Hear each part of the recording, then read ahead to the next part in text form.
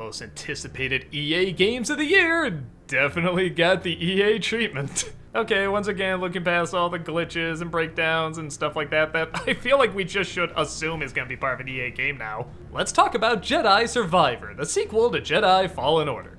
I just played Fallen Order last year, and like a lot of you, I absolutely loved it. It was so cool going from this famous game that everybody got into to almost instantly going into the sequel, a brand new game that everybody was so hyped for. Did it live up to the hype? Kinda.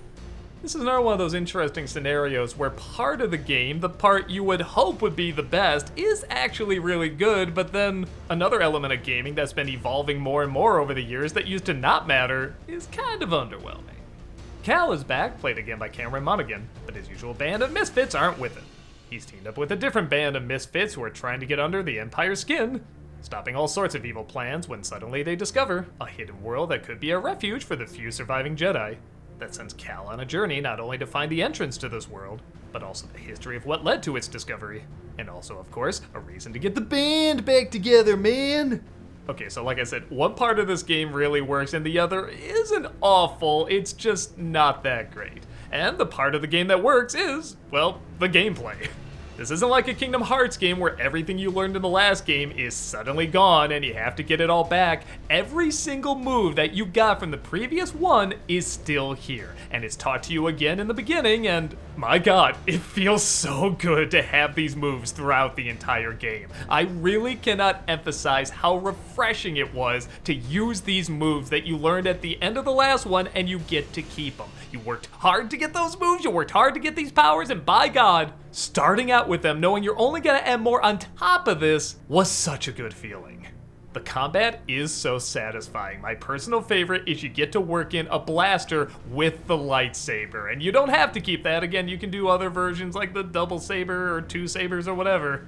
But man, using a laser sword while shooting a gun at the same time, this is where I go, thank God games exist to give me this fantasy.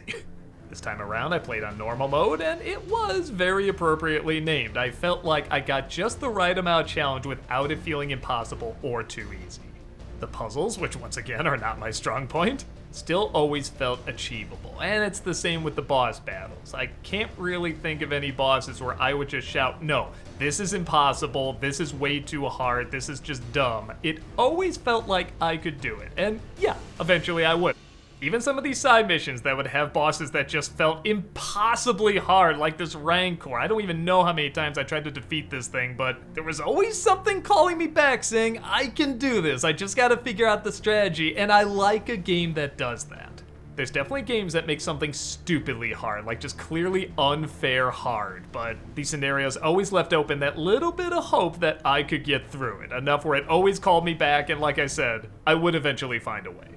There's also an option I get the feeling is gonna divide people, maybe I'm wrong, but unlike in Fallen Order or other games like this, kind of the Souls-like games, rather than having to work your way all the way back through the path you just came through, you are allowed to teleport through save zones, and for me, I really like that. I am very impatient. I get the feeling some people are thinking that, you know, people are gonna stream these games and maybe they want to make it a little less time consuming if it doesn't have to be, but I also know that's kind of the style. Like, you worked your way all the way through this and now you have to work your way all the way back. That's life, that's how it works. But my thought is, you can still take that path if you want, and chances are you are going to be rewarded for it too, because it is one of those games where you can't get through a certain passage, but maybe once you defeat a boss and go back, you suddenly can. You'll get the device you need to open up that passage and get a reward. So you are given something for your hard work. But yes, if you're an impatient gamer like me and you just kind of want to get back to the story, this is a lifesaver. In my opinion, it's like having one of those playgrounds where everything is plastic and there's no street roads and everything has like soft edges and a kid can't hurt himself on it at all, but right next to it is an 80s playground with the street floors and the metal slide and the merry-go-rounds, and as long as that option is still there, I personally don't mind. With that said, there are a fair amount of side missions in this, and sometimes I even found myself stumbling into it without even knowing. The side missions do take up a fair amount of time, but they also do have a lot of cool stuff in them. They have some really neat cutscenes, some really neat level layouts, and great designs. I love exploring these places.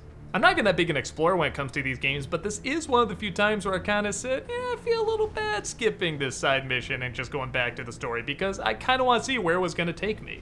The graphics, maybe needless to say, are very impressive, though we did have to tone it down a little bit because I think the higher the graphics, the more it was kind of crashing stream every once in a while and cutting frames and stuff like that. So I feel like streaming-wise, it might make a difference whether or not you play it on your computer or PS5 or whatever. Even with the graphics toned down though, it looks very impressive. I also enjoy that kind of unlike the last game, there's different ways you could get to your destination. Like in this desert planet especially, I feel like whenever you're kind of climbing down these hills or going around in caves and such, it isn't always just one path. Sometimes there's 2 or 3 different ways you can get somewhere, and yeah, once again, it does kind of drive you a little nuts getting to a location and thinking, well, wait, what if there was something good in the cave there? What if there was something in the other direction? And I feel like that's what a good game should do. It should entice you to want to play more. So okay, that's the gameplay. That's the stuff that when I was growing up was everything to a game. The graphics were great, the gameplay was great, the combat was great. It was just all around great. Honestly, in that respect, I liked it even more than Fallen Order. Where it's not as good as Fallen Order is the story. I was really struggling to pay attention to what was going on. And I don't even mean like the story was that complicated, though I guess I can't say it was really simple either. It has its usual side quests and MacGuffins to get to where you need to get to, but the charm, chemistry, and intrigue that was in the first game really is not here. I know what they're trying to do with splitting up the team and then having you reunite with them, and yeah, on paper that sounds like a good idea, but it's just not executed that great.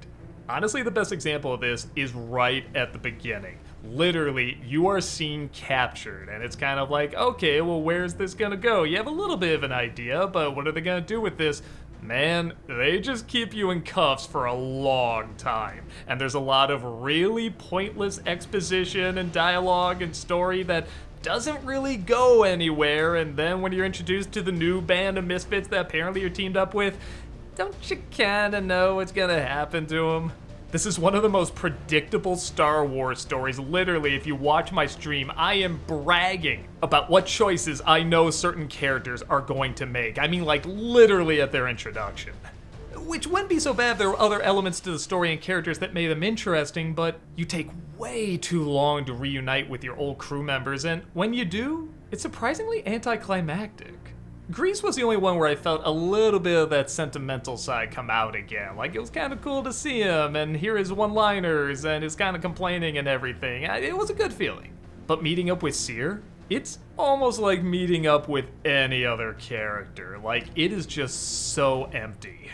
I was really shocked because I felt like so much was building up. Why did the team break up? And how is the apprentice gonna react when meeting the master again? And it just feels like meeting an old acquaintance? I guess you could argue that's part of the point, like, well, they're still kind of standoffish, they don't want to show their emotions, but even then I feel like you could do something with that, like just a close-up of one of them looking away or looking down or something like that. You don't need much. There is a romance that spawns in this, and I will admit not only did I not see it coming, but I did kind of enjoy it. There were 2 people I didn't think would hook up, but when I really thought about it, it kind of made sense, and they had good chemistry together. Outside of that, there's really only one other surprise that really caught me off guard and was very fulfilling to see. It felt right, it felt earned. I won't give it away, but in terms of the story and the gameplay, it kind of felt like all the pieces matched perfectly there. But I don't know, everything with Fallen Order just had that immediate intrigue. Who is this guy? Who's his friend here? What's he building? Who's this sudden Inquisitor character? What's her backstory? Who are these people that are saving you all of a sudden? You don't know your past? Well, what's your past? What happened? Are you a Jedi? Are you not a Jedi? Everything has this instant connection. Here, Cal's trying to find this place to help out other Jedi, I guess, but we don't really see any of the other Jedi. I don't know, maybe there was like somebody he can help out, and I don't know, Cal doesn't have much urgency to find this place, so I don't have that much urgency. It also doesn't help that every time it looks like they're about to introduce a new main villain, they usually get rid of them in one way or another, so I can't even really connect to somebody to really hate. To go from Trilla, in my opinion, one of the best Star Wars villains of all time, to kind of cafeteria villains where you just kind of pick whichever one you want to be angry at for the moment, it feels like a real downgrade to me.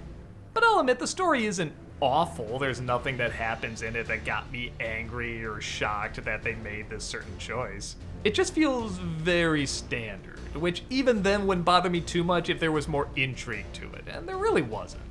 So I guess on that level, it's not really bad, but it's not really that good either.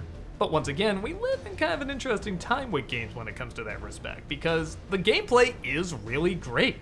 I loved running around and jumping on stuff and swinging the lightsaber around and shooting the blaster and finding these new creatures to fight and these new worlds to explore, and everything about the gameplay just felt properly built up.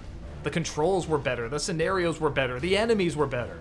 I kind of like the idea that the Empire is not the main threat in this, it's just more of a side annoyance. I just find that really funny. But what is the main threat from a story perspective isn't all that interesting. So I definitely still really recommend it. I think it's a lot of fun to play, there's a lot of cool adventures to go on, and a lot of neat creatures and bad guys to chop up. But if you're looking for a story that's on par with Fallen Order, it's not there.